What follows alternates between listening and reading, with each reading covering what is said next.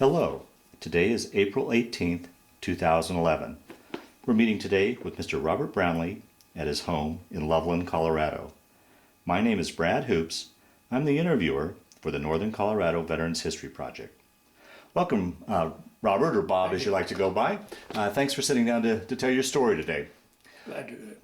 Let's start out, if we could. Tell us a little bit about yourself, your date of birth, where you're born, a little bit about your family. I was born on a farm in Kansas, central Kansas, in March of 1924. And I was a real curious kid. So I asked questions all the time. I can only remember asking questions. My father answered everyone, I think, and my mother never answered any. Is that right? Go ask your father. And but part of my life, because it determined a lot about me by chance, I think, I asked when I was 5, what makes the sun shine? And my father said, nobody knows, it's a mystery. He could describe to me why that was true. So I vowed someday I will find out.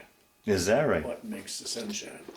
And there were a few other moments like that it happened, determined a whole lot of what I did and what I became.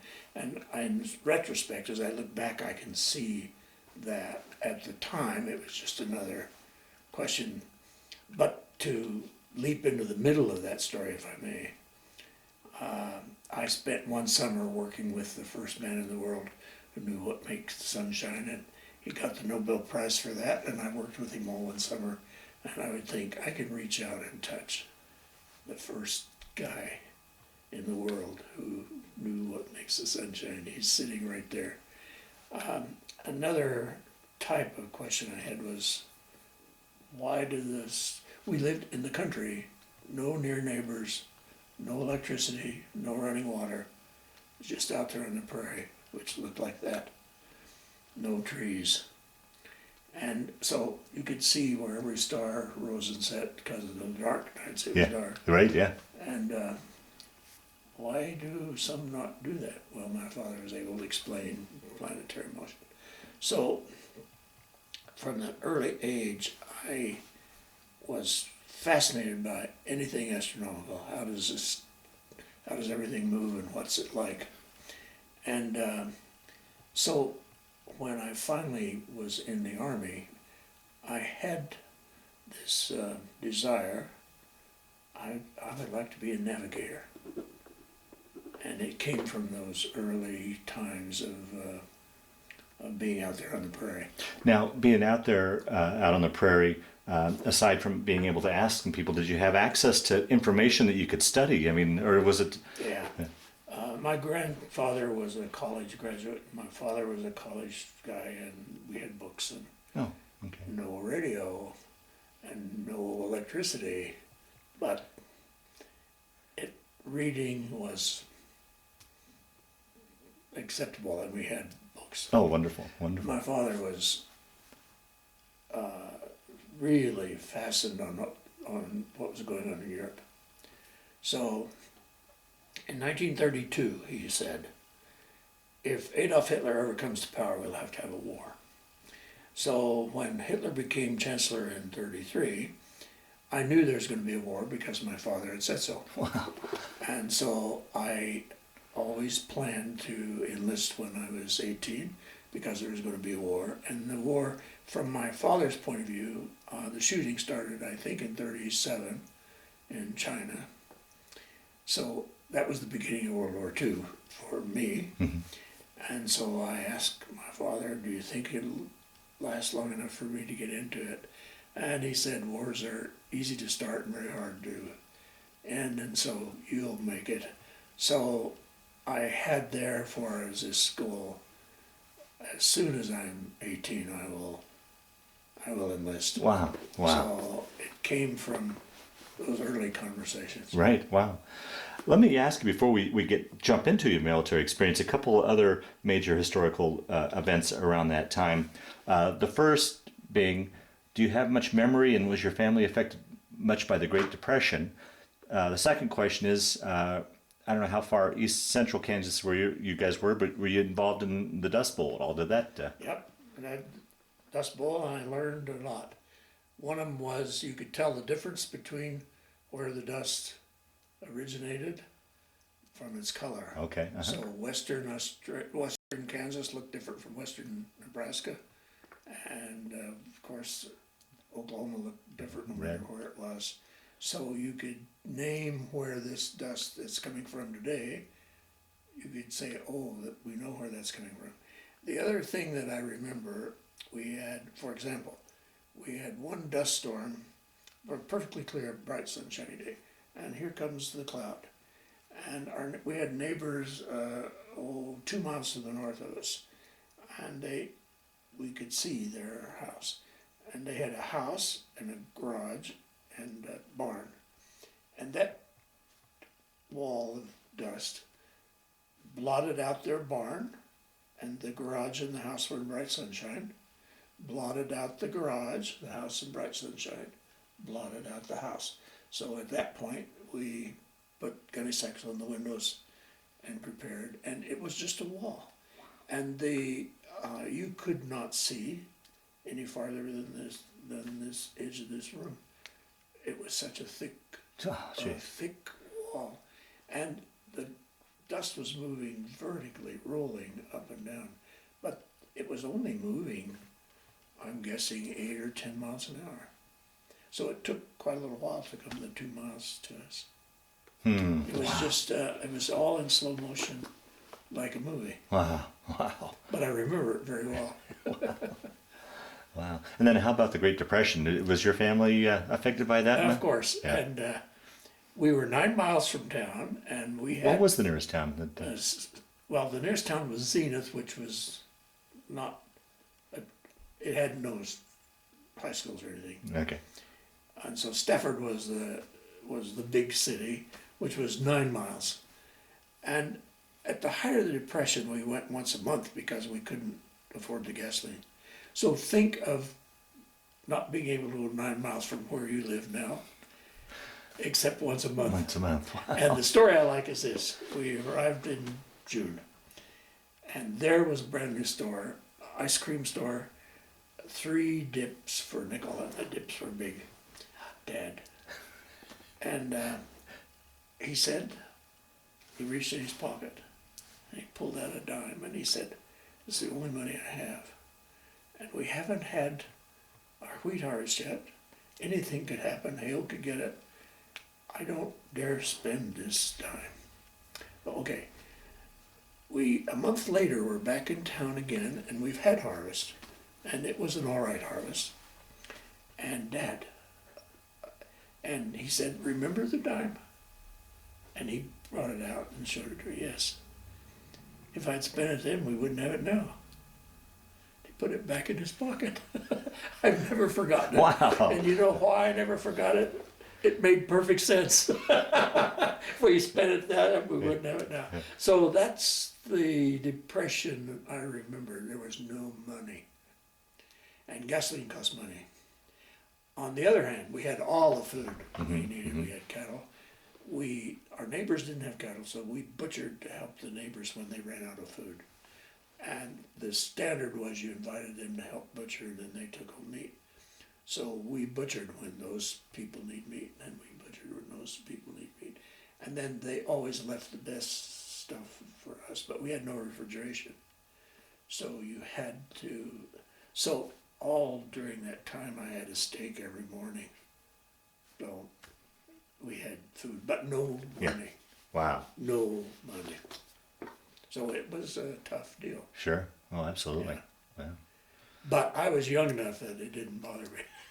Now, any siblings? I had a younger sister who's 5 years younger than me, and then a sister who is 14 years younger than me. So I was pretty well grown when she came along. But we had no new neighbors, no near neighbors. And across the section was an old bachelor. He wasn't that old, and by my standards now. Yeah. And I would walk across and visit him, and he had a piano. And so he taught me, he was an avid fan of Civil War. So he taught me to play Marching Through Georgia. So we went somewhere, the family went somewhere, and there was a piano. And I went over and played Marching Through Georgia, and my parents almost fainted. I was 4. Really? Yeah. And I could bat out Marching Through Georgia pretty well. I still play it once in a while. Oh, yeah. Wow. But now that does bring up a point. At the time, my father was telling me Civil War stories. We were, 60 some years from the end of the Civil War. 65, 70. Mm-hmm, mm-hmm. And remember, we had no money, so you couldn't buy coal to heat the house, and we had no wood just out on the prairie. So in the winter, we ate and then went to bed to keep warm because we didn't heat the house. And my father told me stories and answered my questions until I went to sleep. So I had a magnificent education. Oh, absolutely. Okay, and let's say that was 70 years after the end of the Civil War. How long ago was Pearl Harbor? We're coming up on 70 years. Yeah. 70 years. Wow. And so it was the end of the Civil War the same distance away as today Pearl Harbor is from us. Right. So it's not exceptional that I'd be hearing those stories. Yeah, true. Yeah, okay. Because Yeah. that was the memory. Right, right. And so I grew up knowing all kinds of things about the Civil War that none of the kids now know anything about. And I grew up playing the piano because the guy taught me how to do that. Boy, for a country boy out in the middle of nowhere, you had an incredible education. How did as far as formal education, talk a little bit about your schooling as far as being so far out. It was assumed that when the time comes you go to college because of the family. Well, no, I'm talking about just grade school and high school. Well, we had a one-room school, all 8 grades, and I remember the kids. And a few years ago, one of those guys showed up with a picture of the boys in our school. And I identified each boy. And then I identified, oh yes, and there were the dogs. Oh, I remember that dog. And then I noticed that 3 of the guys had guns. The picture looked so normal. I didn't think about it. Yeah. Then I looked with today's eyes. Yeah, right. We grade school kids had guns at school. Wow. And that was the way we grew up. Wow. Boys hunted rabbits on the way to and from school. Right. The dogs with them. And in my book, I have a picture, that picture. And I said, the guns were never any problem at all. But of course we had school prayer. Once again, looking to today's eyes, there's 2 things you wouldn't see in today's schools. Huh? Yeah. Amazing. Wow. But we were taught, I was taught, the boys, we were all taught, you pointed a gun at something you intended to kill. So you never point the gun at anything unless you mean to kill. Right. Yeah. So you have the gun here and you do this or this to get it here. You don't do this. Right. And we were just taught that was second nature. And so I don't ever remember any close calls or anything with us and our guns because we'd all been taught the same way. And it's important, though, to understand how that came about. My grandfathers each homesteaded out there on the prairie, so they were, the first guys there. Well, the other kids had the same thing. And so they were brought up by guys who had come from Europe or somewhere and had picked up and gone out there and were making their own way. And they were raising food and kids and were teaching us all kinds of things, but at no time did we rely on the government for anything. Yeah, right. And we had one neighbor who had the word governor for any person in government. The sheriff, the president of the United States was governor. And so he'd talk about the governor and you'd try to figure out who it was he was talking about. But the only thing the government did was put in the roads, kept the roads. And other than that, we had no interaction. So did we have the ladies who had problems, Alzheimer's probably, were a little touched. And the neighborhood took care of them. Wow. A farmer was ill at harvest time. We all went and harvested his wheat for him. It was a community, Right. not a state. Right. And so the state played no real role. It was the community that did. Did we ever have anything locked? No. Yeah. Never anything. The barns, the houses, the cars, everything was open and available if somebody needed it. We never thought of theft was not. I'll be darned. Wow. Does that? But you understand. Oh, absolutely. Yeah. Oh, absolutely. The world was like that. Yeah. then. Right.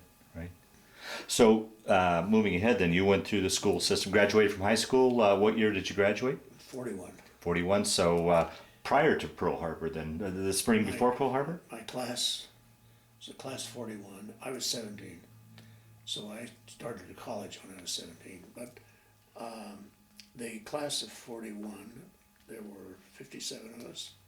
So we called ourselves the Heinz class with 57 varieties. And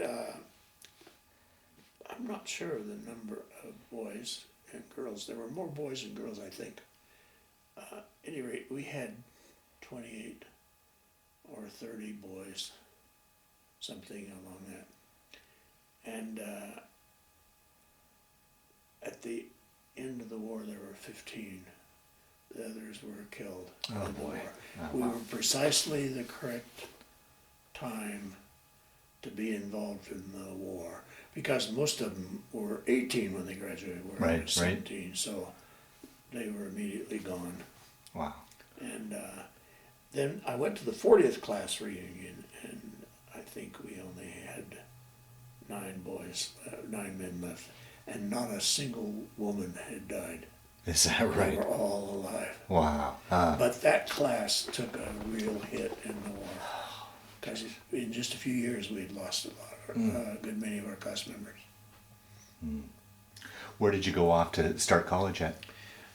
Sterling, Kansas, Sterling College. It was a 4-year Presbyterian school, and I was there when I enlisted, when I turned 18, and I enlisted, and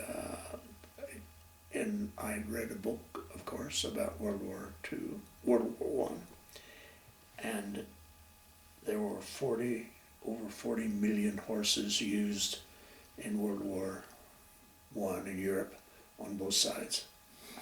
And I had my own horse, and we had our horses, and I loved horses. And it therefore never occurred to me that you could have a war without horses. Okay, right, yeah. Because the only thing I knew was... Yes. So I joined the cavalry. And that was your reason over any of the other branches? Yeah, because I had horses. And I was slow. And it took me a full 24 hours to realize that this is the biggest mistake in my life. And so I immediately put in for transfer to the Air Corps, Army Air Corps. But I started out in the cavalry. Okay. And the cavalry guys, they knew things with Alexander the Great and things like that. And they were prepared for World War I. And they were utterly irrelevant. I'm terribly ashamed of myself for saying that. Yeah. Well, let me back up then. And so I had to get into somewhere else. And the guys had never seen anybody as innocent and as ignorant as I was. So they taught me all the important things about the Army and the history of the Army. Well, that's quite a statement, though, because I mean, the way I'm, as we've talked here, you seem like you were fairly well educated. I mean, for a farm boy from the middle of Kansas, you had to be a step above. Not meaning that in a bad way, but education-wise and worldly than a lot of your classmates. And my father too. Yeah, I mean, everything that you were taught. I mean, and to say that you still had a lot to learn, probably had to say a lot. I grew up out there on that farm Right. without people. And Right. Yeah. For example, we had some Jewish boys from New York City, from not Brooklyn, The Bronx. Flatbush. Oh, okay. And this one Jewish boy used his Jewishness as a reason for not doing anything he was assigned. He went and said he was discriminated against because he was Jew. So they always let him off. And then he would brag to us how bright he was and how dumb we were because he could get out of every assignment. So I asked the guy, are all Jews like that? And he said, only from Flatbush. I said, oh.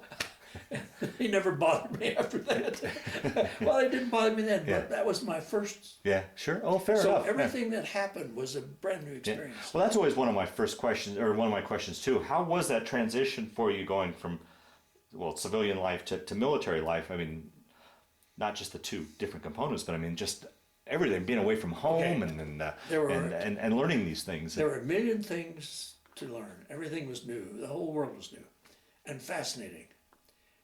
But I was still me. Yeah. So I'm asking, why is that? Okay. How is Yeah. that? All right. And I want to understand. Yeah. Explain to me how that works. Now, from what I understand, that could get you in trouble in the service. We're supposed to ask those kind of questions. But I always wanted to know because at the farm I always wanted to know.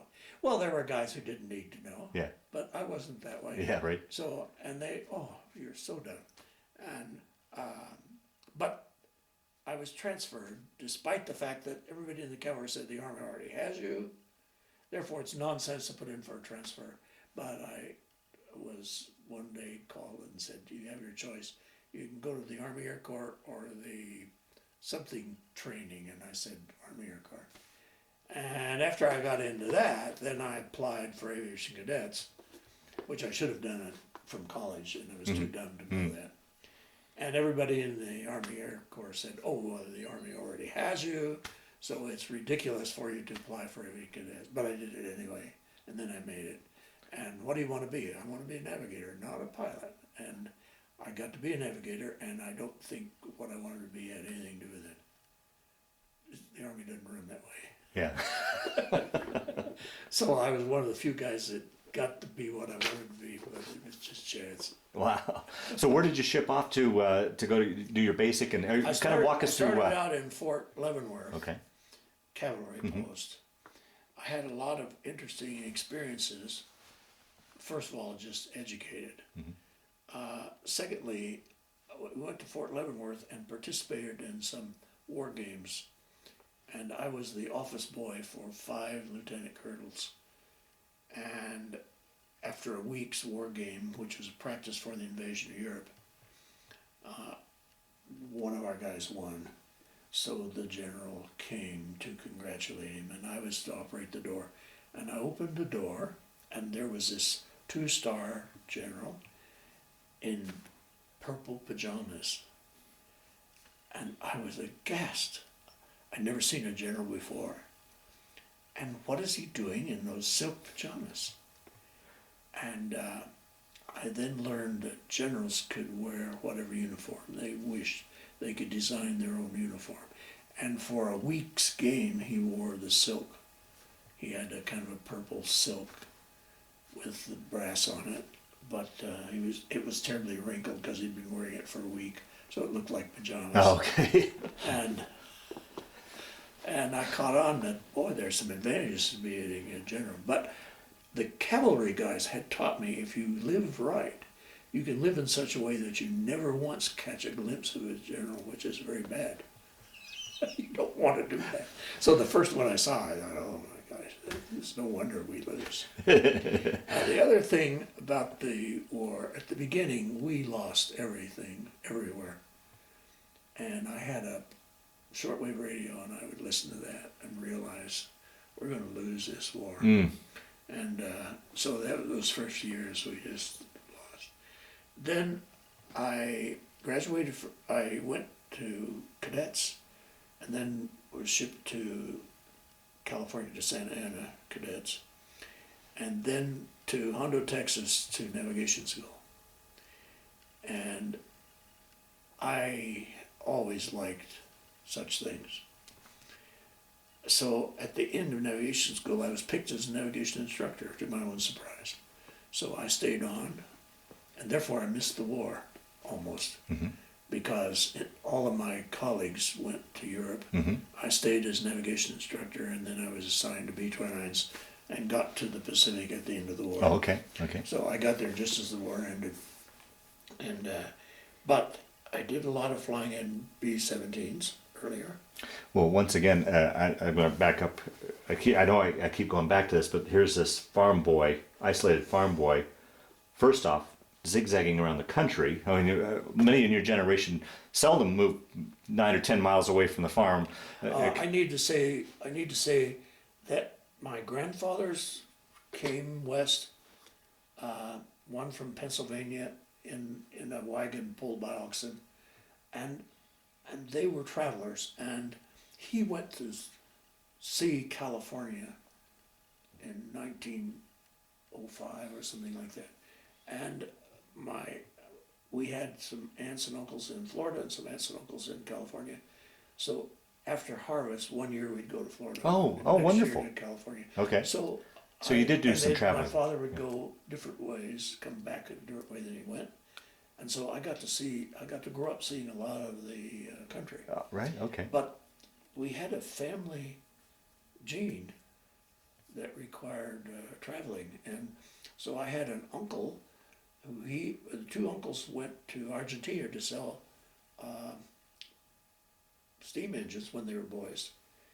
And so one day he was talking to me, I'm a kid, and he says, now when you go to Argentina, and I said, well, I don't know whether I go to Argentina or not. He said, oh, of course you will. And when you go to Argentina, I want you to look at the following things. So when I went to Argentina, I said, my Uncle Ray said, and so I did those things when I got there. So we may have lived in an isolated world, but boy, we were I guess taught so. by our family members. And so my wife and I have traveled, not just been in, but traveled in over 90 countries, and all my kids have done that, and my grandkids are doing that, and it's a genie. Yeah, right, yeah, wonderful. Yeah. Well, now prior to aviation school, had you ever been up in an airplane before? Yes, we had a hired man who had his own airplane, and I wanted to ride it, and my mother said no, so we had to wait till she was not around. And he was flying a plane that was made in Colorado Springs, and it's a duplicate of it is hanging in DIA in C Concourse, I think it is. Okay, And so there is the first plane, and it's a two-seater, and I got to ride in the back. And our first flight, we took off at the house. It was after harvest, and so you could see the stubble. You could land wherever.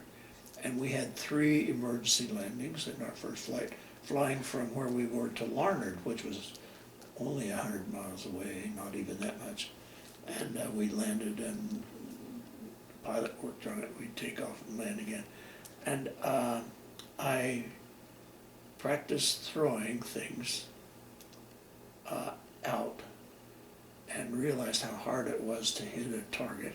You have to throw and it goes that way, and you have to calculate.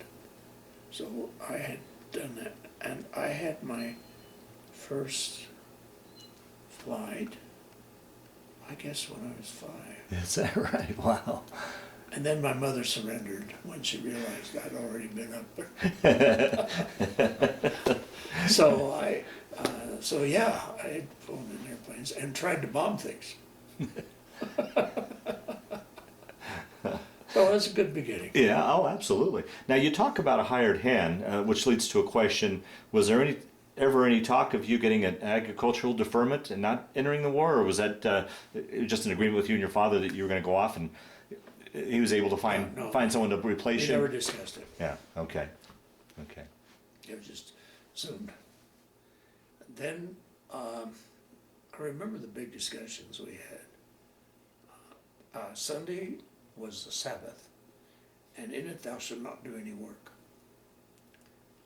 My dad, we milk the cows and feed the cattle and do all that on Sundays. Yes, but that's not work, that's just something you have to do. Oh. So you distinguish that. That was not work. Okay. That you just had to do. So I grew up with those kind of things. Gotcha, So okay. I learned at a very early age that there's work and then there's just things you have to do, but Yeah. it's not Yeah. work. Yeah. So a lot of things I did was just things you had to do, Uh, and meaning learn. yeah. But I was always good at math, and at our one-room schoolhouse, every Friday afternoon, we had a ciphering match, and we'd go do arithmetic problems on the board, and then the last person up would win. We did it on Friday. And I was in the second grade when I won the ciphering match for the school, and the reason was I didn't know algebra, but I'd caught on. What I was really using was algebra. And I knew that if you did 19 times 21, it was 400 minus 1, 399. So the teacher caught on, so she would give me 19 times 21. But the kids would multiply it out, and I would just write down the number, so I'd win. And she caught on, so she gave, when she wanted me to win, she gave those numbers. And she was trying to teach the 7th grader a lesson, I think. Oh, okay. And so I won the ciphering match because she was feeding me these problems for which I could just write the answer down. But I didn't know it was algebra. Wow. But my mind worked like that. Yeah. So I was always calculating. Historically, I kept looking for a shorter way to do it. And it bobbed up when I was in graduate school, and it bobbed up when I was in the Army. I was always looking for a shorter way to do something. And every so often I'd find a shorter way. I took a course in infinite series one time, and the prof always gave us many more hours of work than you could do. But I spent some extra hours trying to figure out if there wasn't a shorter way, and I found one that looked like it worked, so I just wrote out all the answers. So at the next class he said, "Mr. Brownlee, I want to see you in my office. Where did you find the answers to these problems?" "Oh, well, I didn't find them. I made them up because I found a short way." And so that ended up with him, it was news to him, so he made a technical article in a mathematical journal and gave me some credit. Wow. He was gonna make me a co-author, and I said, I didn't prove anything, I was just guessing. Wow. So I always had this knack of trying to find a shorter way. Well, that's exactly what you need in navigation. How can you do things with the least fuel, the least whatever? Right. Okay. And so I was made to order for those kinds of problems, because all my life I'd done that. Oh, obviously you must have done very well in school to be asked to stay back and as an instructor then. Yeah, Yeah. it just came naturally. Yeah. Yeah. And I came to the conclusion, simple conclusion, either you were born to be a navigator or you're not. If you have a kid, no matter how bright he is, if he doesn't have a sense of direction, if he doesn't recognize that the pilot has just now changed the heading by 2 degrees, he can't navigate. That has to be built in. You can't teach that, I learned. Yeah. Yeah. And that's more of my argument, that you are what you are. Right. Right. Yeah. Gotcha. Well, I guess a thought that comes to my mind, because you did so well and was asked to stay back and be an instructor, do you think potentially that saved your life? I mean, Oh, yeah, no doubt. All the guys, My classmates went to Europe, and Yeah. many of them killed. the horrendous losses Yeah. over in Europe. Yeah. They mostly died in B-24s. Right. B-24s had this funny habit of you smelling gas and then they blow up. And we had a pilot who was superstitious and always desperately afraid. So one time we were flying B-24 and I called the bombardier and said, "Do you smell gas?" And he said no, and I said, "I don't either." But the pilot had already passed out. That's a country boy kind of thing. Yeah, right. So you spent your time in Texas as an instructor. Yeah. And then how did you get into the Then 20? I went to Lincoln, Nebraska, and then Tucson, Arizona. It was Tucson, Arizona, where I flew B-29s, and we had 22-hour missions, and we would fly to west of the West Coast and then north, and fly across to the Atlantic, and then come back. So we flew 22 hours. Oh, Practice missions were 22 hours. Wow. And in principle, you needed 2 navigators, but we didn't have room for 2 navigators. So I would sleep 10 minutes at a time, and the guys would wake me up. So it was hard work, but I loved it. That's the point. And I love celestial navigation because you had to measure all those stars. Oh, that's a great sport. Yeah. Well, now how did you get into the B-29? Is it something you requested, or were you transferred, or how? I just got to that part of the war where that's what they needed. Okay. And then I recognized that by this time the war had lasted long enough. I'm not going to live through it. All I had to do is calculate. We were preparing for the invasion of Japan. Right. Yeah. And on Tinian, they were building the hospital to take care of the wounded from the invasion. And the longest corridor on our hospital that they built was just a mile long. Wow. And that, you saw that being built, so you knew. And so I said, well, I won't make it, but that's the way the world is. I just accept that. And then when they dropped the atom bomb, which is what makes the sunshine, I'm going to make it. I'm actually going to live through this. And so and then I was over there 6 more months. Well, now, what about when you first heard about the atom bomb with your inquisitive mind? Could you wrap your brain around what this thing was, or? Yeah, I did. I'd had some college and physics courses, and I now knew if they have an atom bomb, I see. So I was not, I was surprised, but not shocked. And I really did understand this is an entirely different thing. Allow me to go ahead. Oh, please, yeah, and I'll back up and ask you some questions. After I got out of the Army, I went back to graduate school and I got my PhD in astronomy and astrophysics. So immediately I applied for a job at Los Alamos because that was the only place in the world I could get my hands on material hotter than the center of the sun. So that's what I wanted to do. And I was in the test division, so I'm an eyewitness to a good many nuclear explosions. Wow. When we were doing it in the atmosphere. And then the first atom bomb I saw was in February of '55. And so I was 21 then. And when the creek, we didn't have a creek, we had a creek. Okay. When the creek went dry, we needed water for the cattle. The water table was very shallow. My dad would get sticks of dynamite and blow a hole. It would fill with water and the cattle would have water. And so it would be a few pounds of HE. So my first nuclear explosion was a kiloton. And you don't have any idea, that's 2 million pounds of HE. Well, I confess, I never saw a fission explosion that I didn't love, because I kept thinking of how much real estate I could move back in Kansas if I had that much energy. And then a year later, in '56, I saw my first thermonuclear explosion.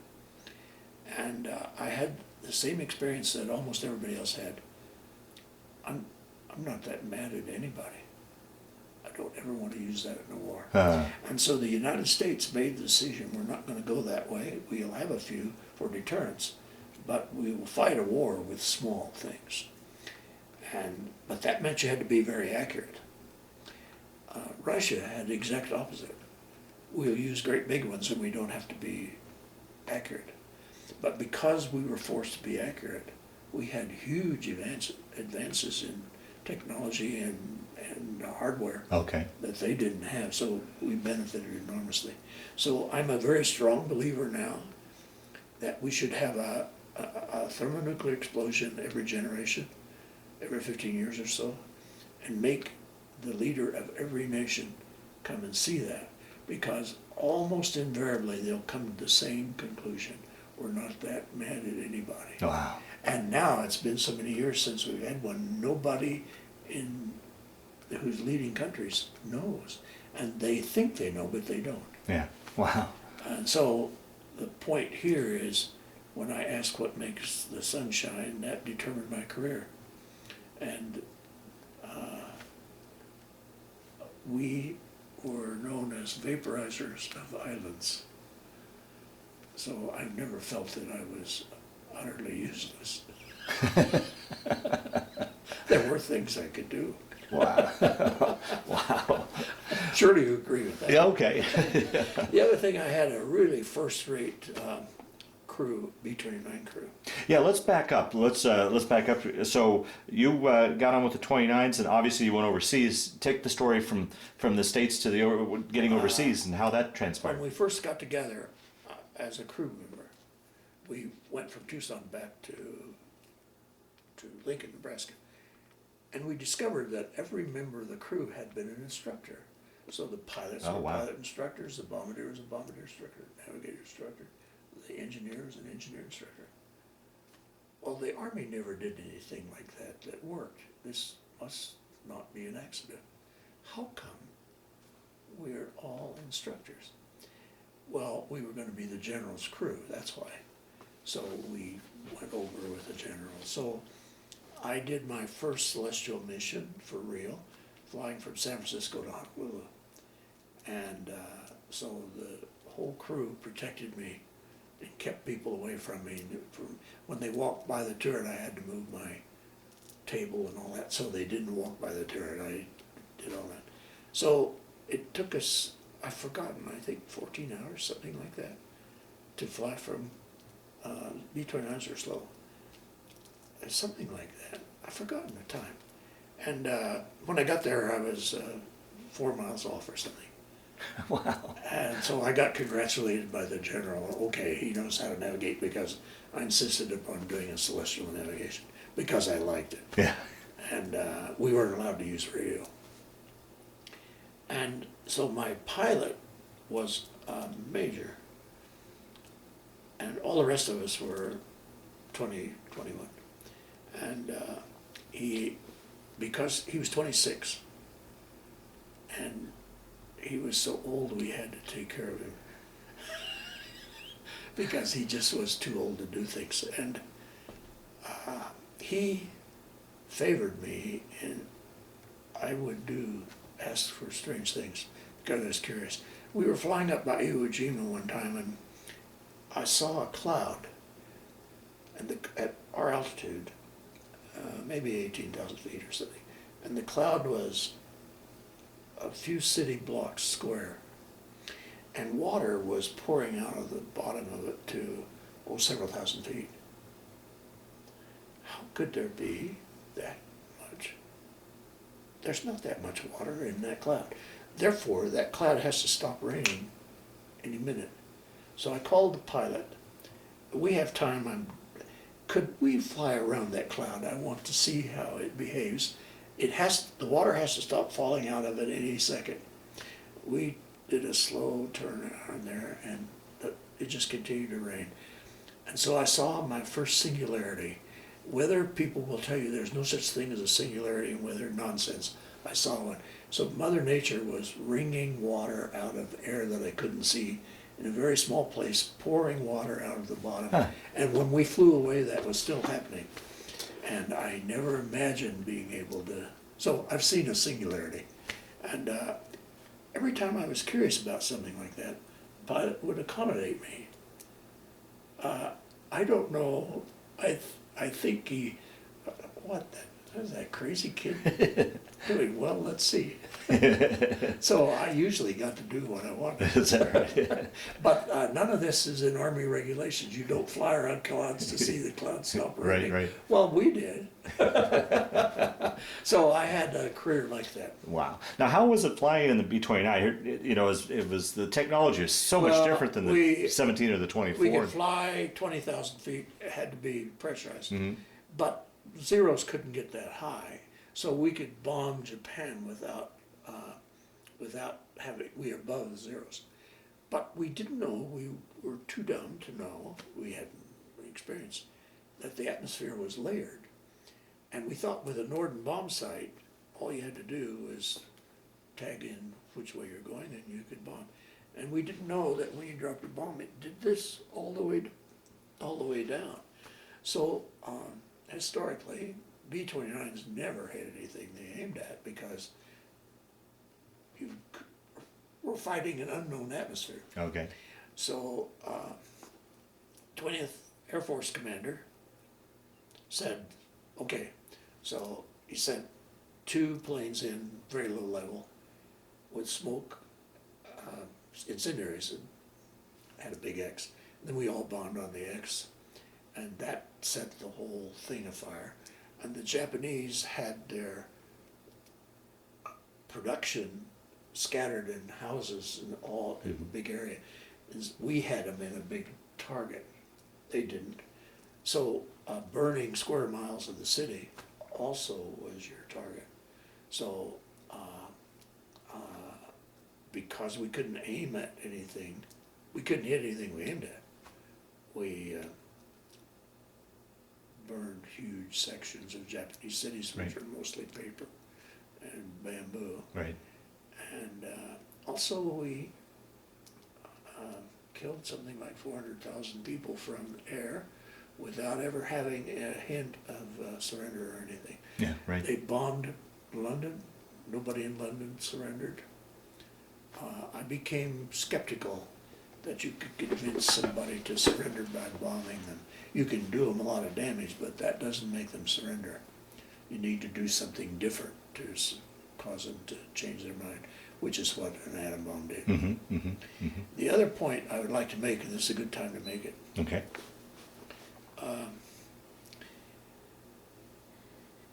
this country produced everything.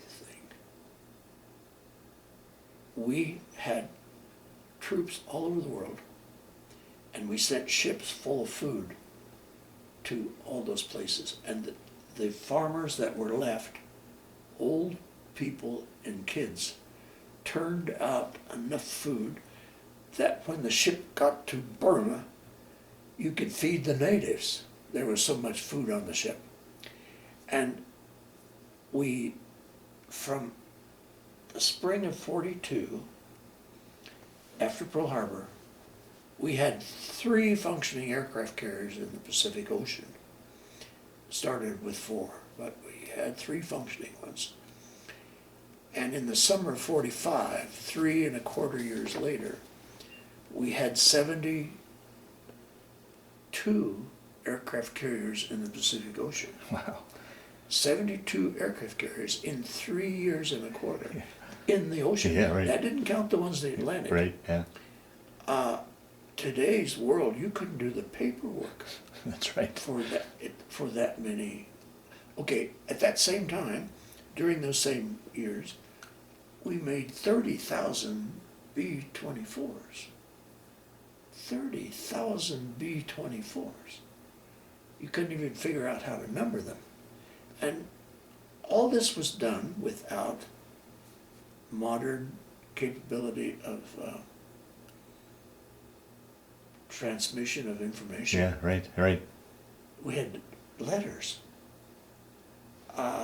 Radio, of course, but there was always radio because of the enemy. Mm-hmm. You didn't say things, you did codes and things like that. But the people at home in this country produced everything that the military needed, and they did it with the following attitude. we'll have to do what has to be done, and we'll let the paperwork catch up later, which it never did do. And I'm in awe of what this country accomplished in 3¼ years in the Pacific. And that's only the Pacific. I'm not saying anything that was going on in Europe. Well, I think to add to that story is we started on our knees. We were in the Depression. It wasn't like we had. No. We started with virtually nothing. Yeah. I started when I got to college. I was earning. My father was very smart, and he said, "I'll pay all your expenses in high school, but when you get to college, you're on your own." I agreed. I didn't know. Well, the truth is, I was making my way through college on 20 cents an hour. I worked at 20 cents an hour, and I could handle my own expenses. And you couldn't. Today, it's out of the question. Yeah. But in those days, Yeah. you could do it. Yeah. And so I was working my way through college. Well, I picked up all kinds of odd jobs, but I could get paid 20 cents an hour. It was just a given that we kids would have to take care of ourselves. So we did. And our kids nowadays, I think, are in a world so different that they have no concept of what we did. So I don't think it's just an old man misremembering. I think it's an old man who saw enough history Right. to make a legitimate comparison between what we experience and what is going Absolutely. on now. And I therefore think it's perfectly all right for old men to be skeptical about everything they're told, because we saw things quite different. Right. But everybody was doing what needed to be done, and I talked to a German soldier one time, and he told me their intelligence was so good that they knew what the Army orders were, but the Americans didn't obey the orders. They did if it worked out, but if it didn't, they, on their own, without any orders, would go do something different. And he talked about them strafing the road, and they had orders to strafe the road. He was in Luftwaffe. And the guys just moved on the other side of the hedge. So they went back and said, okay, and they got orders to strafe them over there, so they just moved back on the highway. But the Luftwaffe couldn't do that without the orders. But the Americans just did what needed to be done, no matter what the orders were. And I saw that over and over again during World War II. So I'm in awe of the things we accomplished, but the accomplishments were achieved not by the command structure, not by the President of the United States. They were achieved because of the integrity of the individual guys. And it's awesome. And I'm not just talking about the guys in the military. I'm talking about the guys at home who are working night and day. And people don't have any real concept of that anymore. So that's a part of the story that I think is terribly important. Absolutely. What we did was fine, but what everybody was doing was fine. Yeah. And that's why we did so well. Yeah, right. Absolutely. Oh, fascinating. Yeah. Fascinating. So those are numbers, which I think matter. The other interesting thing to me, the war ended suddenly, and Congress passed a bill that we couldn't bring anything that was shipped over there home. So we dumped brand new road graders, which you needed for airstrips, and all kinds of hardware. We dumped it in the ocean when we left, because we were not allowed to bring it home. So just dumped it. Well, a perfect example of government not knowing what they do. Yeah, right, yeah. But they didn't want to destroy the economy at home, so they just said, you can't bring any of that stuff home. Now let me tell you the silver lining. We went back to nuclear testing in 1946 and 48 in the Pacific. Well, sitting around were a whole lot of things, small boats, that never did get destroyed. We just left them to the natives. So we just had all kinds of ships and small boats and things that we could use. A few years later, when we were doing testing in the Pacific, we had to take everything with us because we'd used up the stuff left over from the war. So then it got very expensive. But I saw us profiting from a lot of stuff that was just left. In other words, not everybody dumped it into the ocean. Right. Yeah. Even though that was your orders. on Guam at the end of the war, they had Jeeps piled 4 or 5 high. You could go down there and the guy supply would give you anything you wanted. If you want a Jeep, get one. Because we were getting ready for the invasion of Japan and there was all that stuff. Right. Suddenly you don't need it, so you could have one. So when I wanted a Jeep, I just got a Jeep on Tinian and went around exploring to see what I could learn. Because I was still doing that. Oh, absolutely. And here, once again, here's that Kansas farm boy halfway around the world in an exotic Pacific island. I mean, And let me tell you the other thing. You're a Kansas boy. It's the way it is. Yeah. I was now an officer. I was second lieutenant, and after the war, I'm there, and I became squadron navigator and wing navigator, and because the guys who'd been in for a long time would get home Okay, and they'd right. up me, so I had these jobs. But I'd maybe have something on Thursday, and I didn't have anything again until the next Tuesday. Well, I wonder, I could go down and on any Army plane, I could just hitchhike, where are you going, and let me ride along. All I had to do was be back by a certain day. So one night in the night, I'll bet the Navy does it backwards from the Army. So I went to the Naval Air Base and said, in the Army, as I remember, we had priorities, 1, 2, 3, 4, 5, and 1 was the President of the United States. But because I was an officer, I had priority 4. So I went to the Navy and said, you have priority system? Yes, they do. Roman numerals, 1, 2, 3, 4, 5. And 5 is the President of the United States. Ah, if I trade, can I trade my priority 4 Army for priority 4 Navy? Oh, of course.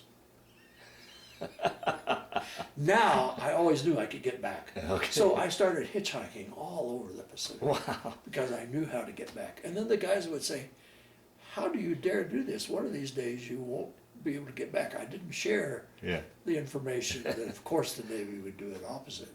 And if I needed to get home, I could get home with high priority. And so during those months after the war, I think I could have hitchhiked back to the States if I'd had the guts to. Yeah. And the problem was getting back from here, but anywhere in the Pacific. So I would fly around exploring to see things and learn things. And I learned a lot of things because all I had to do was just go down and start hitchhiking. Wow. I mean, can't beat that. Most guys hitchhike five miles down the road. You're hitchhiking all over the Pacific. Yeah, and knowing I could hitchhike home in an emergency. Wow. But it was a weird time. Wow. And So you were based at Tinian then? yes. Okay. Yes, I was in the 504th. The squadron with the atom bombs were 509th. Ooh. I was in the 504th. And when I got over there, I was in the 58th Wing, and the 58th Wing had come through Africa to India, and then over the hump into China, and then to Tinian. And they'd come that way, and they'd never seen anybody as dumb as we were, just arriving from the States. And so there were all kinds of things to learn from them. And they were gnarled. They never had polished their silver or anything, or their brass. But you could learn from them. They were really something. And then when it came time for them to go home, you got, if I remember correctly, you got 1 point a month for service and an extra point a month for being overseas. And there were maybe a few others points. And so these guys got out on the number of points. Well, they would have more points than anybody had ever heard of in the States. Yeah, right. Because some of them had been overseas for 3 or 4 years. Yes. And so they had huge numbers.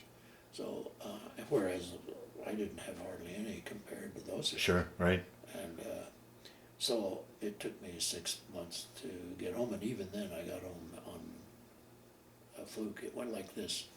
One of our crew members was working all night at headquarters, and he came over to Brownie.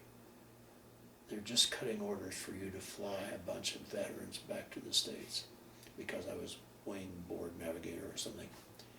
And so he told me that. And so then, an hour or two later, came the guy from headquarters. Lieutenant Brownlee, yes, you have to be prepared to leave at 9 o'clock this morning. And I said, you'd think they'd give me more time. He said, sir, I thought you'd be excited about this. He left and I leaped back and I was excited. Our orders read, we are not eligible for separation. We have to go back. And we landed in California, and a young man came in to brief us, and he gave us, you're now going overseas, like here. And these old veterans, so he looks up, realizes it's a mistake, says, oh, tries to give you, you're now returning for lecture. Well, nobody was having that. So he collected, oh, you have your orders, yes. So the pilot was here, and then I'm here, and then the co-pilot, I think. And he picks up the orders, and the orders, and he puts each new order on top. So the passengers are all down there. So he looks, oh, I see you're eligible for separation. He goes to the next one. Oh, and the next, oh, and the next, oh, and he says, he's embarrassed still, and he says, I see you're here for separation. And then he says to the pilot, sir, where would you like to go for separation? And the pilot says, I don't know. And he said, how about you, Lieutenant? And I said, well, I'd like to go to just to go to say it in Denver, Fort Logan? Logan. I'd like to go to Fort Logan in Denver. And the pilot says, I'd like to go with Brownlee. The co-pilot says, me too. And so the guy says, okay, I'll cut your order. So then he leaves. So he said, what do you think? You know, he's never looked at our orders, and we're not eligible for separation. We said, well, this will foul things up, and we have been gone long enough that we have a lot of leave coming. So I think there's a good chance that if we just go along with whatever order they make, they'll give us some leave.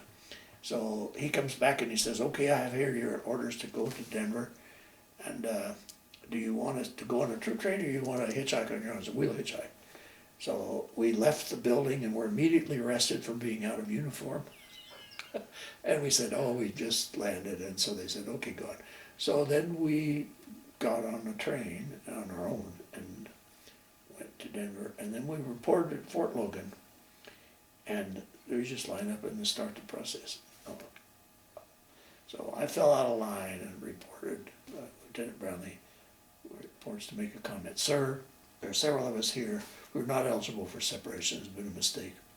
So this modern Major General says, oh, let me see your orders. So he calls, and they bring the orders over, and he reads them.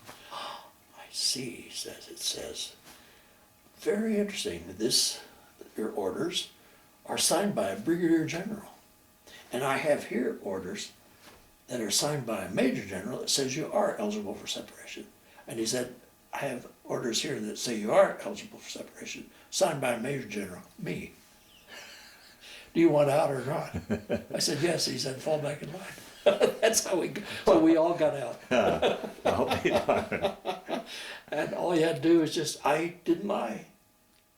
Where would you like to go for separation? Right. Well, I'd like to go to Fort Logan in Denver. And the pilot had caught him by surprise. He just said, I'll go with Brownlee. He was from Texas. What a hoot. That's how we got out. Oh, wow. But that was in February of 46. So the war had been over 6 months. Right, right. How many years then altogether were you in the service? 4. 4 years? Yeah. I went in 42, got out in 46. Okay, okay. All right. And so then from Fort Logan, you made your way back home to Kansas then? Yep. And I was out, and then went back to school. And able to take advantage of the GI Bill? Yeah. Okay. And then I finally, but I did, the automatic thing was I was still in the reserves. I didn't have any option. So I'm in graduate school in Indiana some years ago. It's the Vietnamese War.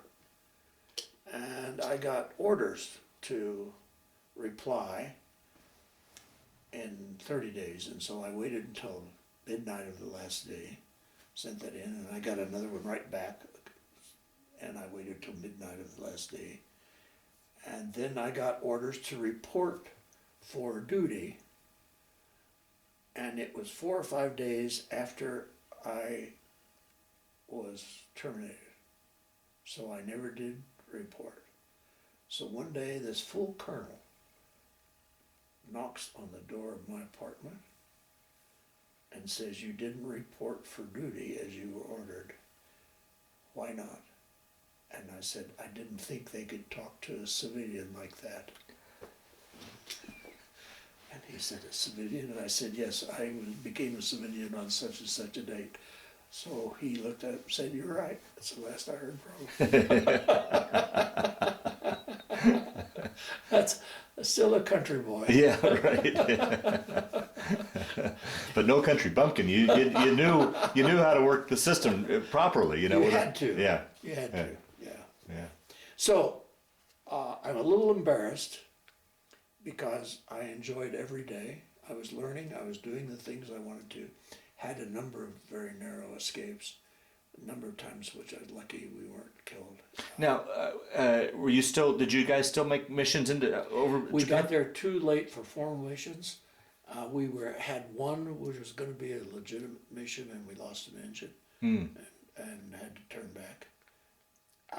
The other interesting thing was we had standard operating procedure was if you lost 2 engines, you had to bail out unless your pilot was a major or more, and he could decide. Well, we made 8 consecutive 2-engine landings, but every one of them we lost an engine on each side. If we'd lost 2 engines on the same side, we'd had to bail out. So we made 8 consecutive 2-engine landings because the pilot overruled the standard operating procedure. And every time we lost an engine on each side. So. And then we had some very harrowing times. The officers lived in Quonset on Tinian, 2 crews to 1 Quonset. And the moment the crew died, within an hour, everything in their living quarters was removed. The cots, everything to the floor, nothing left. So you walk in and the other half of your Quonset is empty. Wow. So you know those guys are gone. And I think that happened to us 3 times. And each time I shed some tears because I knew they were gone. Right. And then I'm a little embarrassed because I just shrugged. Well, that's the way the world is. And therefore I just accepted it. Yeah. And I didn't really mourn. And there were people who mourned, and I always thought maybe I should mourn, but I wasn't built to mourn. I was built to accept it. And to me that's a bit odd, because I think that's just the way I was wired. Almost necessary, though. I think it would have eaten you alive otherwise. I had a very close friend who lived a few Quonsets down, and once in a while I would we were in cadets together, and I would go down to see him. And I arrived one day and his place was gone. So then I thought, well, maybe he's just been transferred. And so I asked him, they said, last week he was putting laundry up, and our wire for the laundry was a wire. And somehow or other it got electrified, and he was electrocuted. And I did the same thing. I shed a few tears, and then, well, that's the way it is. Some of that came from being in the war. You just accepted this is the way the world is. On the other hand, I was that way because I was wired that way, I think. Yeah. I think so. Okay. But I have so much respect for those guys who suffered. I didn't suffer. I enjoyed my navigating. I enjoyed each day. I always had enough to eat. I didn't suffer. I didn't sacrifice like those other guys. But I appreciate their sacrifice. And I saw many guys doing more than they were required to do. In fact, that was very common. Very common. Everybody was giving their best. Yeah. Right. I'm sure there were exceptions, but Right. Wow. not many. Wow. I didn't see many. They were motivated to really work hard. So I have enormous respect for the old vets, but more for the guys who didn't get to our age. Yeah, right, Yeah. right. The losses were tremendous. Oh, absolutely, yeah. And there's my high school class. Right. I can't imagine thinking of my high school Yeah. class losing that many people. In just a few years after 41, we Yeah. graduated in 41. Well, by 45, half of them were gone. And that's the way it was. Wow. Yeah. My wife wrote me a letter every day and numbered it. I had her number. Well, so there's a story there. Talk about how. The first letter I got from her was, if I remember correctly, number 129. So that's what the mail was like. You know. Then the next day I got 4 or 5, and yeah, but they finally got to me. Well, now, you say your wife was she your wife then? Your girlfriend? We had our first date in 1940 when I was 16, 15. And then I was a cadet and decided, we got engaged in 42. And as a cadet in 43, I said, let's get married, and she said, okay. And a couple, 3 weeks later, I got cold feet. I said, what have I done? I have no way to make a living. I have no business getting married. This is insane. So I called it off.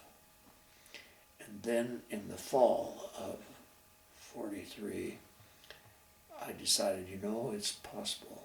And I was getting, if I remember, at the beginning, $30 a month. And then I was getting 50, I think. And I got $28 and she got the other 22. And then, of my salary, but then she got, I forgot, except we suddenly had $75 a month if we got married, something like that, which was a huge, well, the Army Air Corps did not want you to get married, and they put as many obstacles in the way as they could. They preached to you, whatever you do, don't get married if you're not married, and so on, and we don't want any wives. So they made all the regulations against it. So now you had to figure out how to outsmart the Army, which was always a challenge. Yeah, sure. And fun to do. Yeah.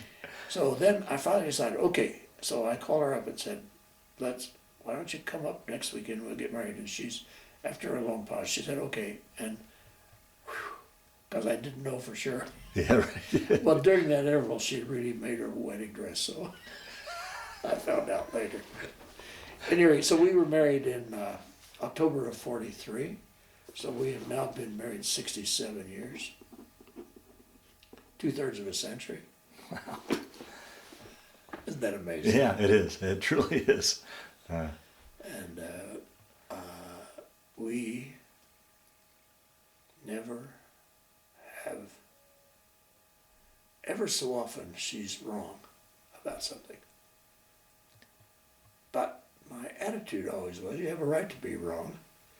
And it never ever had anything to do with the marriage. And I would see other people who had disagreements that had something to do with the marriage.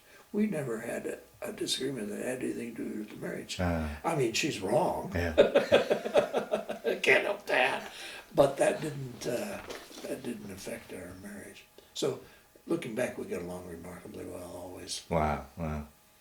Because it's all right to be wrong. Yeah. Now, did she then come down to Texas with you then? Yes. Okay. And she arrived on a troop train. Not a troop train. I arrived on the troop train. She was coming a few days later. But it was like a troop train in those days. And when I got to Hondo, Texas, I discovered there is no room. Some of the cadets had rented chicken coops. Any place that they could, it was gone. Wow.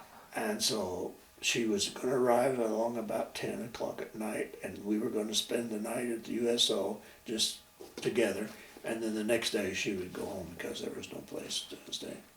And I was walking on the street waiting for the train, and there were two ladies in the middle of the sidewalk. I went around and heard the one lady say to the other, so I decided to just rent out my bedroom. So I stopped and said, rent it to me. And she was just talking. I don't think she had any intention of doing this. And I said, my wife is arriving tonight. We have no place to stay, and rent it to me. And so pretty soon she said, all right, I'll go home and get it ready. So we had, and then we only had Saturday nights off. And my colleague, cadet, he wanted his wife to come in. I said, why don't the two women share our room, and we'll trade off every other Saturday night. So did that, and his wife died first week in April. She was a year older than us, so she was 88. And he called me to tell me that his wife. Wow. He called me last week to tell me his wife had died. So we're still friends Yeah, after all right. these years. Wow. So you had friends at Jaquette. And that's a question. I'm probably a little ahead of myself. I usually ask that towards the end. So through the years, you kept in touch with people. Did you go to reunions or anything I along never those lines? really did that. Okay, but just Mostly kept. I didn't have time Yeah. for that. And like, for example, I only went to the one class reunion, which was our 40th, because I was busy. Well, I mean, as far as reunions with the guys Yeah, that you served with, just your high school. Okay, yeah. But there was certain guys that you served with that you've kept in touch with. You're obviously your friend there. Yeah, Okay, right. yeah.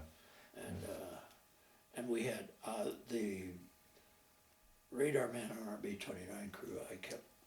He died a couple years ago, and several of us on the crew kept in touch.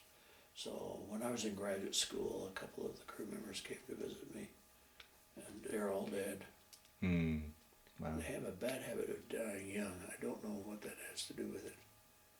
I think it's just lazy thought. Let me tell you a story. The earthquake in Japan, followed by the tsunami. There was a World War II veteran guy who was in all that. He made it to the Tokyo airport and flew and arrived in LA a very short time after all that was going on. And there was somebody at the airport to meet that plane, and they interviewed him. And they said, tell us your story. Oh, well, when the earthquake and the water, and so the reporter's very amazed, and he said, oh, you had a terrible, oh yeah. So then he tells more. And then the reporter says, why, you could have lost your life. And the World War II vet says, I'm not going to die in Japan. I loved it. Yeah. Because you require that kind of an attitude to see your way through these things, I think. Yeah, sure, absolutely. Yeah, so that's why I say, oh, these other guys died because they weren't thinking right. It takes an old man to say dumb things like that. Well, let's move now to post military life and talk a little bit about your schooling, your career, your family, and we'll wrap things up. It because I got that PhD in astronomy and astrophysics. Then I went to Los Alamos and immediately was heavily involved in all the nuclear tests that we did. I was in the test division, and I was first of all just a green staff member, and then I became finally a group leader and then a division leader. And we did all kinds of fascinating things, no 2 days alike, working night and day. The hours at Los Alamos were a 54-hour week. So nominally we worked 9 hours a day, 6 days a week, but we were always behind. So on the 7th day you were in there too. And we did that for years. And every day was a challenge. The other thing was I got to mix with these most brilliant guys in the world, including the first guy who knew what makes the sunshine. I got to work with him. Wow. And I was just in awe because, look, this is one of the great geniuses. Yeah. And, he was a wonderful guy. And then some of the geniuses were jerks. and they were all types. And so we had Jews and agnostics and atheists and Christians and Danes and Englishmen and various Europeans, Hungary, and these guys were all different. They weren't like us Kansas kids, and but they worked together, and it was fascinating because you could see how they think and learn how they thought. And never mind that guy is a real jerk. Notice how he thinks and what he sees and how he reasons. So I loved it because I could learn. Did they ever discriminate against you because of any of these things I've mentioned? Nope. Did they ever discriminate against you? Yep. They discriminated against you if you were dumb. Oh, really? So I had to pretend not to be dumb, which is an art form. But I loved it. Yeah, wow. Did you spend your whole career down there then? Yeah. How many years were you with the lab? I formally retired in '92, I guess. So I went there in '55. Wow. So Almost, what, 37 years? 37 years. Jeez, wow. And I've been up here since '92. Now, what brought you to Colorado? We had a daughter who lived here, and she married a boy who went to CSU, and they moved here. And then he was dying of the sugar problem. Diabetes? Diabetes. And so we moved here to help take care of the kids because it was time to leave Los Alamos anyway. And so we got here, and then I discovered I should have moved here, independently of our and the kids. But technically, that's why we moved up Okay. here.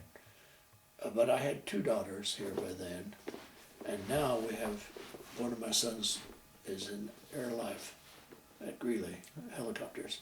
The other is retired here, and then we have two. So we have 5 children, and 4 of them are here in Loveland.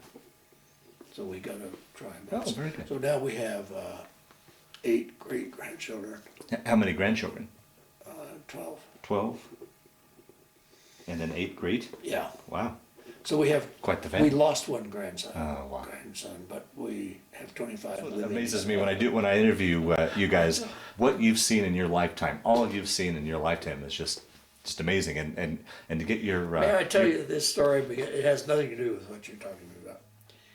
I've made many trips to England on business, and I discovered that on Remembrance Day, which is November 11th, London, the Queen comes out, and it used to be that all the veterans marched, and at 11 a.m. they have a few minutes of silence, and all of London goes quiet. It's a big deal. And at the Westminster Abbey, it's for the military, UK military, and they have invitations, every seat taken and all that. It's strictly invitee only type thing. Mm-hmm. Now, I don't quite know how I got onto this, but England, the Brits, think, and they have an invitation only for all of Westminster Abbey. Suppose an admiral shows up and there's a glitch in his invitation and they don't have a seat for him. Well, of course they have to have a seat for him. So down by Isaac Newton's tomb, they have a few seats that they save if there's a glitch. But we're talking about the Brits here, and for centuries they've practiced these things. And to have a glitch is exceedingly rare. So, do you really want a few of the best seats in the house empty when the service starts? Well, certainly not. So, if you appear at the front door, maybe 3-4 minutes prior to the beginning, do you happen to have a seat? Yes, it's right there, and this man will take you there. Get there as fast as you can. They're just ready to start. So 3 times I've gone to the service at Westminster Abbey, the first time by myself, the next time with some of the family members, and the next time with some of the grandkids. I've had family members at that service for 2 different times. Isn't that a hoot? And sitting by Sir Isaac Newton, and all you've got to do is figure out how they think. Yeah, yeah. I've done that in various parts of the world. Hey, you mentioned earlier that you and your wife have traveled extensively. Yeah. And I try to outthink them. How would they, if I were an Argentinian, how would I do that? So I got to see Juan Perón in Argentina by being at the right spot at the right time. All these kinds of things. Wow. I had a wonderful time, but it's very important to think. And let me say this, as a Kansas boy or a Nebraska boy, you just innately are wired in such a way that you can outthink almost any of them. Really? Those other nations. That's the way the world is. So I couldn't resist telling you the story funny. about being in Westminster. But I have a great respect for the Brits, of course, because they plan everything. And of course they don't have glitches. Yeah. We have glitches. Oh boy. Well, Bob, we'll start to wind down this interview. Is there anything I didn't ask you that you'd like to talk about? Anything that that's floated to the surface as we've been talking here that you wanted to talk about? So hopefully, ideally, we've captured as much as your story. Well, I'd like to repeat again, the thing I feel very strongly about is my admiration for the average citizen of this country during those war years, and even before the war came. The things that we managed to accomplish are in today's world beyond our capability to describe. And people ought to know that we achieved absolutely amazing things because individuals throughout our entire military, government, civilian life, manufacturing, they were all using their brains, not just their muscles. They were using their brains. And so I look back upon that period of history saying, I sure am glad I participated in that. I would like to have been alive in the Roman Empire. But we accomplished in my lifetime what took the Roman Empire, including their decay, centuries. Well, let me ask you this. There's always been that comparison, the Roman Empire with the United States. Do you see the United States on the same path that we would eventually... Sure. Is it Cicero that wrote something in 55 BC? I've forgotten the paragraph. If you translate that in modern English, he's describing exactly the government today. So I think we can see it. It's except instead of happening in many decades, it's happening in a few years. I'm just in a state of amazement. It never crossed my mind. It never crossed my mind I'd see the end of a manned in space program. I haven't talked about that at all, but one of the guys who worked for me in Los Alamos for a while became an astronaut. He's been launched 2 times, and Wow. the first time he was launched he was in the International Space Station where the Columbia shredded, so he had to stay up 6 months. And then he'd kind of adopted Addie Leah and I's family, and wherever I went in the world, he would say, can I go along? And I'd say, meet me on an airplane somewhere. So we've done a lot. On one occasion, we all floated down the Nile for a week in 2 feluccas. And so he became an astronaut. Well, he was up for those 6 months, and then when he came down in a Soyuz, that Soyuz had never re-entered before, that version, and the United States told Russia, you can't have that as an escape, and they said, oh yes we can. And so it was the 3rd version of Soyuz had never re-entered safely. Well, the guys got in it. They had to configure it for them in space, and then they re-entered, and they missed by like 300 miles. And instead of coming in like this, they came in like that. So all previous cosmonauts and astronauts that had 4Gs and they had 9. So their insides didn't enter at the same time. So Don Pettit is his name, and so he was in rehab about a year, I think. Well, at any rate, now the Russians are going to launch 3 people to the International Space Station in November from Kazakhstan. Don is one, and so he's invited us as family to go to Kazakhstan to see him. Oh, wow. So I'm planning to do that, and because I'm 87, I probably need somebody with me, and one of my sons is a paramedic, so he's going to go along. And at any rate, we're going to go to Kazakhstan, and one of the reasons I want to go is the launch. Do I give it a thumbs up or a thumbs down? I'm not sure, and I'm going to go and find out. Still, that mind's still, inquisitive mind's still rolling. Because I find it abhorrent that if I want to see an astronaut launched, I have to go to Kazakhstan. Yeah, yeah. What have we become? But I'm planning to go do that. So I still also do, I still do a lot of consulting for the Department of Energy. Classic government organization with a mindless bureaucracy.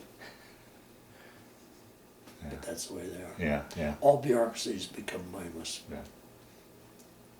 And but I do enjoy the work I do there because they have classes of intelligence guys that 5 of us teach, and we're old timers, and so we try to, as eyewitness of various things that maybe nobody will ever see again. Right, right.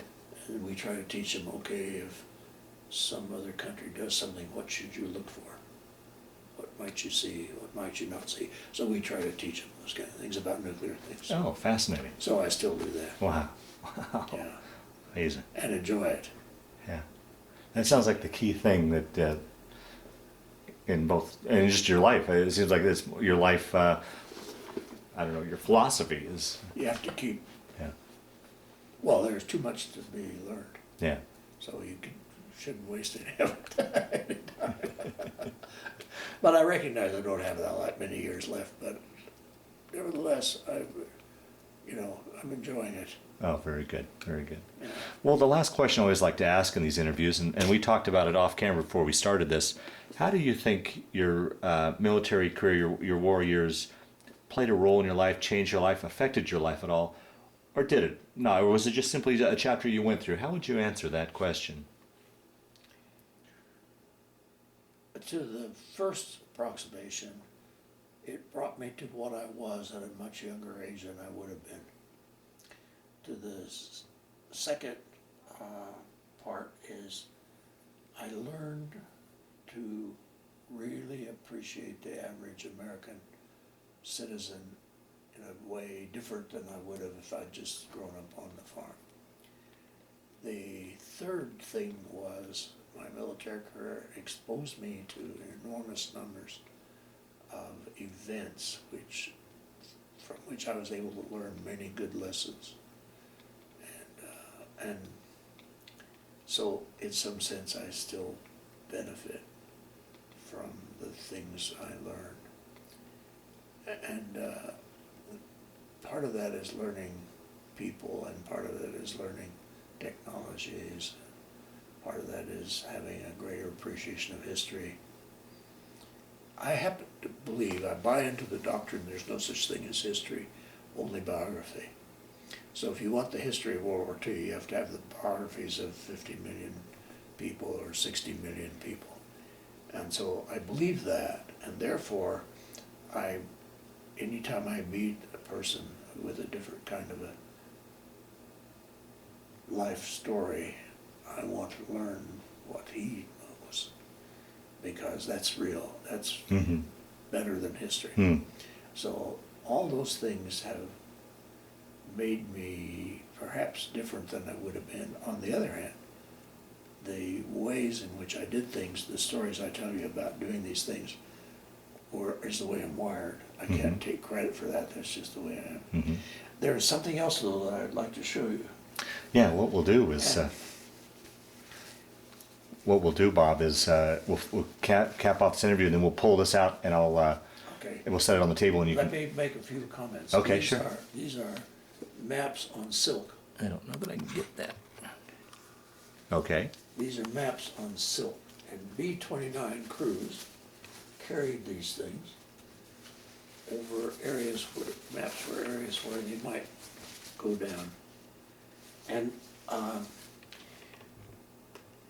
they were built to survive in rafts, and they showed you currents at various times of the year, winds at various times of the year, and maps which way you might be flowing and going. And they tried to teach you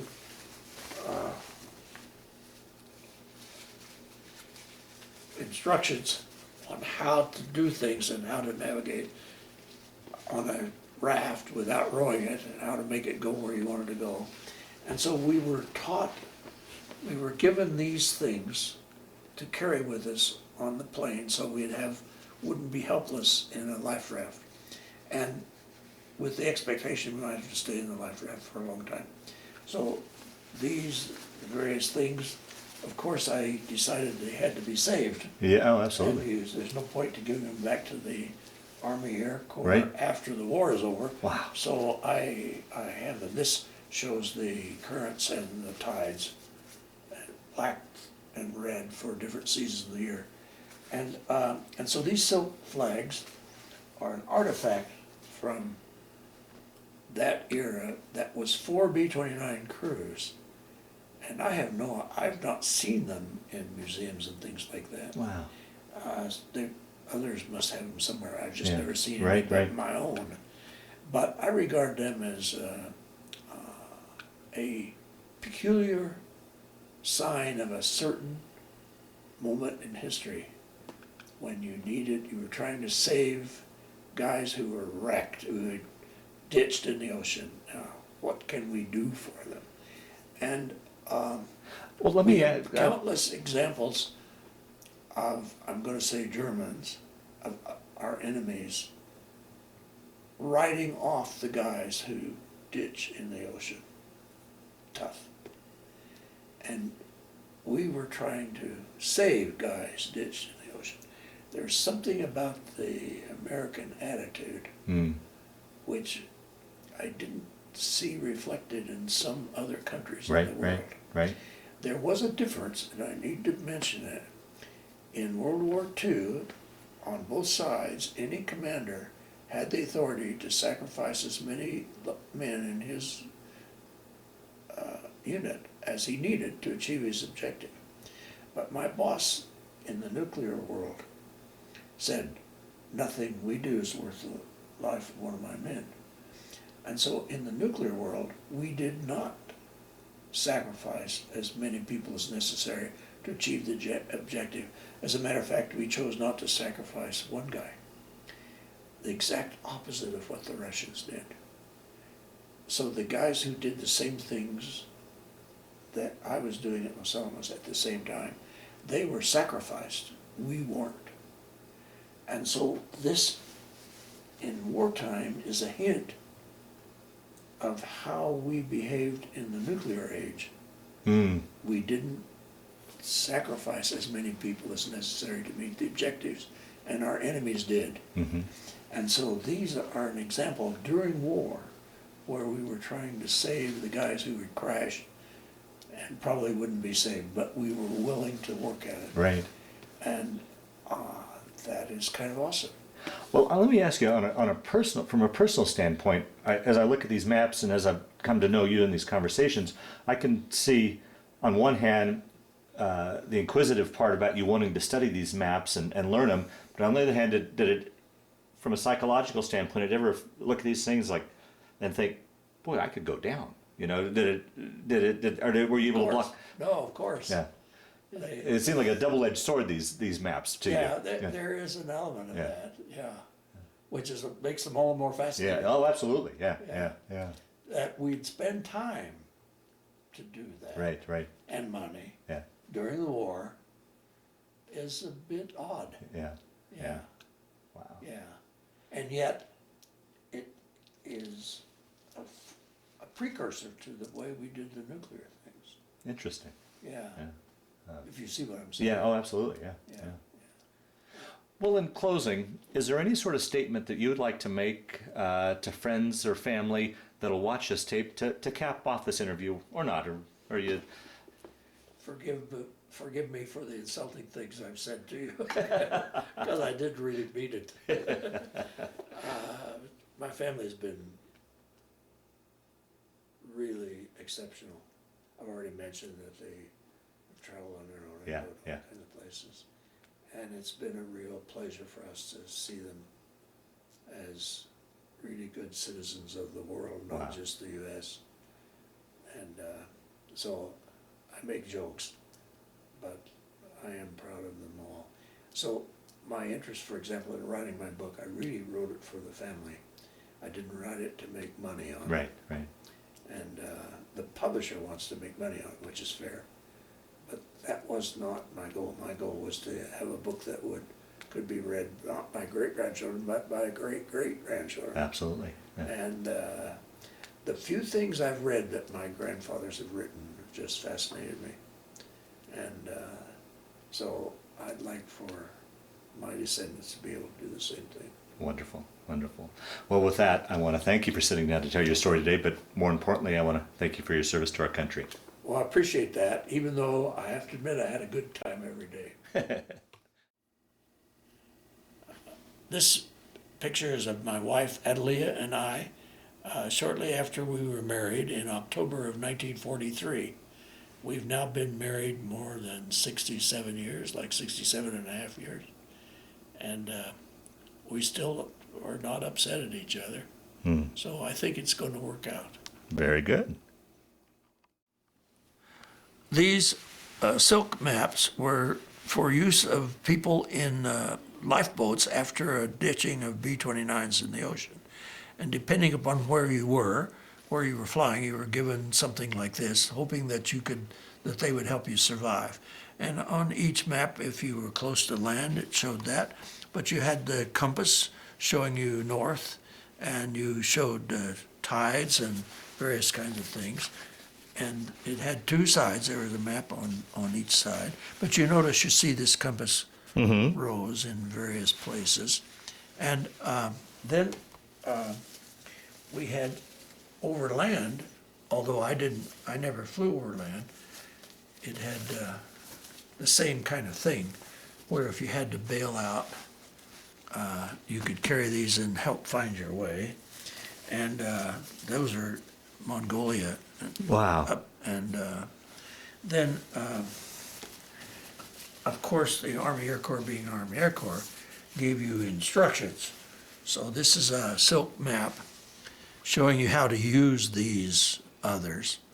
And so these nobody is going to read this until they're in the